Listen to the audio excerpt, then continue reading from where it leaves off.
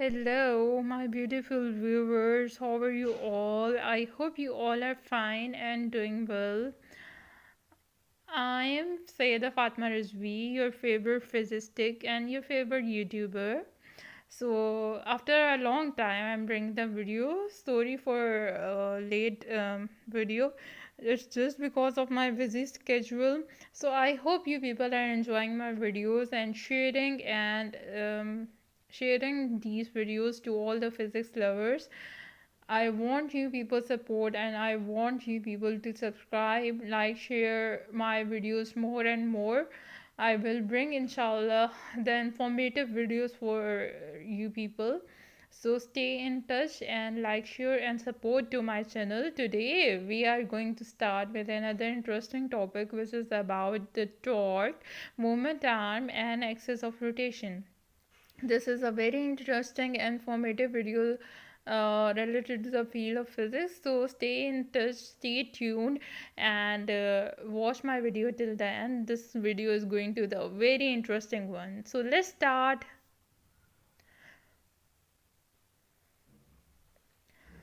So first of all, we will discuss about the definition of the torque. The turning effect of a force is called the torque of or a movement of the force. So the turning effect which is produced by the force is called the torque. If a body take the turn and when we apply the force on the body, a body will take the turn. So that effect which is produced by the force is called the torque. We can name the torque as the moment of the force. Torque is denoted by tau. Okay, this is the scientific term um, in the field of physics. Like torque is denoted by tau.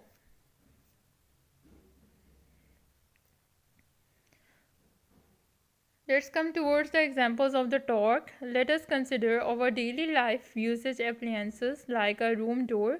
If we apply the force on the door will take the turn and the turning effect will be produced by the door. So the doors you have seen in offices, in homes, in every place the door is there. So when a person enter the room, he will apply the force on the door and the door will take the turn. Obviously the door will take the turn.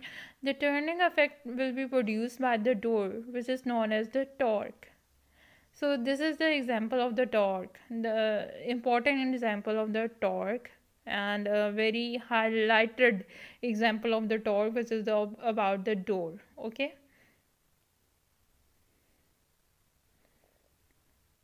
Similarly, we can take the example of the tab, that when we apply the force on the tab will take a sharp turn, which is another example of the torque. So when a person we will apply the force on the tab. Now the tabs are used in our homes, like in washrooms and kitchens. So when a person will apply the force on the tab will take the sharp turn, which is an example of the torque. Similarly, we can take another example which is about the bicycle. The torque is produced when the force is applied to the pedal of the bicycle. Because why the torque is produced when the force is applied on the pedal of the bicycle? Why? It's the reason is given above, because by applying the force, its wheel experience the rotational effect. So when a person will apply the force on the pedal of the bicycle, by applying that force, the wheels of the bicycle will experience the rotational effect, which is known as the torque. So we have discussed about the example of the door, example of the tab, and examples of the bicycle. That the torque is produced when we apply the force on the pedal of the bicycle, and because of applying the force on the pedal of the bicycle, the wheels of the bicycle will experience the rotational effect, which is known as the torque.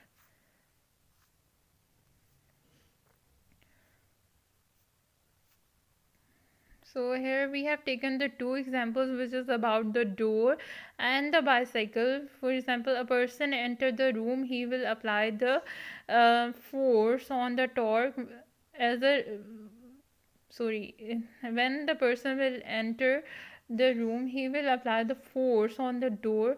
As a result, the rotational effect will be produced by the door, which is known as the torque. Similarly, we can take the example of the bicycle, that when a person will apply the force on the pedal of the bicycle, the wheels of the bicycle will experience the rotational effect, which is known as the torque. Now, let us discuss about the factors on which the torque depends. First of all, we will discuss about the rigid body. A rigid body is defined as a body on which the distance between the 2 points never change whenever the force is applied on it. So a body is made up of large number of particles. So rigid body is also known as the hardcore body. So when a force is applied on the rigid body, the distance between the 2 points of the body will never change when the force will be applied on the rigid body. We can take the examples of the bridge, a brick, or a stone. So these are the hardcore bodies on which when we apply the force on these bodies, the distance between the particles of these bodies will never change, and these body will remain as it is. So these are so the torque will be produced by the rigid bodies. Okay, so rigid body is the main factor on which the torque depends on. Similarly, we can compare another bodies. For example, we can take the example of the foam. So the foam can be deformed easily. The particles can interchange with each other. The foam can be easily deformed. So as compared to that of the bridge, a brick or a stone. So these are the bridge or brick or a stone is known as the rigid body, and on the rigid bodies the torque is applied. Okay, so let's discuss further about the factors of the torque.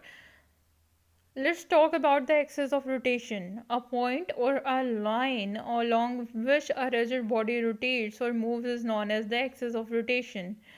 So a point, we can take the example, a point or a line on along which the rigid body rotates or moves is known as the axis of rotation. We have taken the example of the top. When the force is applied on the top handle, the top will rotate along its fixed axis. Okay, the top is the playing tool. So when the force is applied on the top handle, the top will rotate along its fixed axis, obviously, because the force is applied, and the top will experience the rotation. So the top will rotate on along its fixed axis, and that fixed point along which the top rotates is known as the axis of rotation. So we have taken the example of the axis of rotation of the top. Okay, so that fixed point along which the top rotates is known as the axis of rotation. We can take the example of the door. When we close or open a door, we can close that more easily by applying the force at the outer edge of the door rather than its hinge. Okay, the door is fixed with some things, with some support, which is known as the hinge. So when we apply the force on the hinge, it would be difficult for us to move the door as compared to that which is the outer edge of the door. If we apply the force on the outer edge of the door, it will be more easier for us to move the door as compared to that of the hinge. If we apply the force on the hinge, it will be difficult for us to move the door. Okay, so outer edge of the door will be the easier axis of rotation through which we can open or close the door very easily. So by applying the force on the outer edge of the door, the rotation will be greater. if we apply the force on the outer edge of the door rotate more easily, and it would be easier for us to open the door. The rotation would be greater if we apply the force on the outer edge of the door. Here we have taken the examples of the top. Here you can see the main midpoint. If we apply the force on the midpoint of the top will rotate along the fixed axis, and this is known as the axis of rotation. The fixed axis or the fixed point is known as the axis of rotation. Similarly, we have taken the example of the door. If we apply the force at the knob of the door as compared to the hinge of the door, the door will rotate easily, and it would be easier for us to open the door. So these are the two examples of the axis of rotation.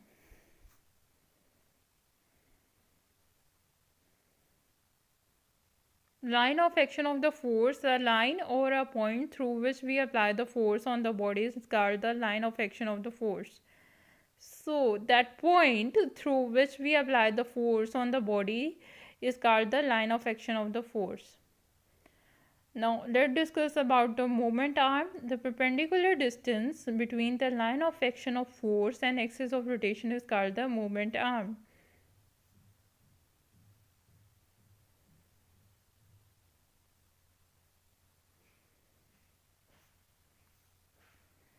So let's discuss about their explanation, that the point or a line along which we apply the force on the body is known as the line of action of the force, and this is a very clear cut thing.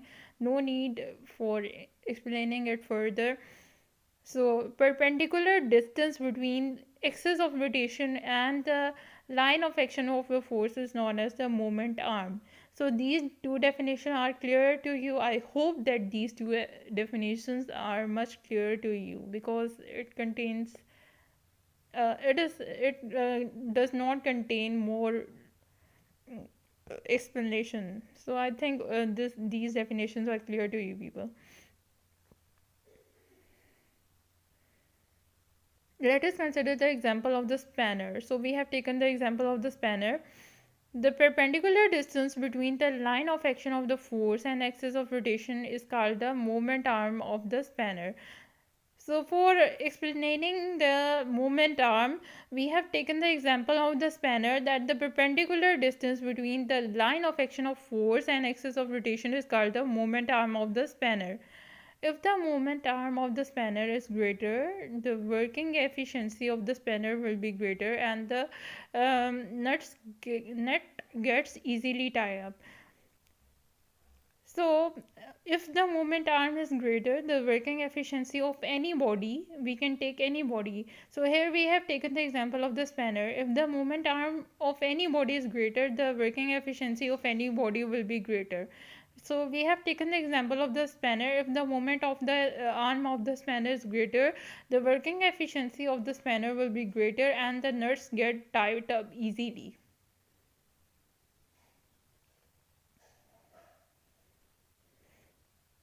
If the length of the spanner will be shorter, the force applied would be greater, and the working efficiency would not be that larger. So if the moment arm is smaller, if the length of the spanner would be shorter, the force applied by the spanner would be greater, and the working efficiency would not be that greater. It requires a greater time, it requires a greater waste of the time to work with the shorter spanner as compared to that of the longer spanner. So because of the longer spanner, the nut get tied easily, and the force applied would be less. So uh, as compared to the length of the short spanner, if the length of the spanner will be short, the greater we apply the force on the spanner, and it takes the greater time, it take the greater amount of the time to work on some particular point, on the some particular nuts, to tie up the nuts, as compared to the large spanner, because the large spanner will take the short time, because the movement arm in case of the large spanner will be greater, and as compared to the short spanner. So the movement arm in case of large spanner will be greater, and the work done will be faster.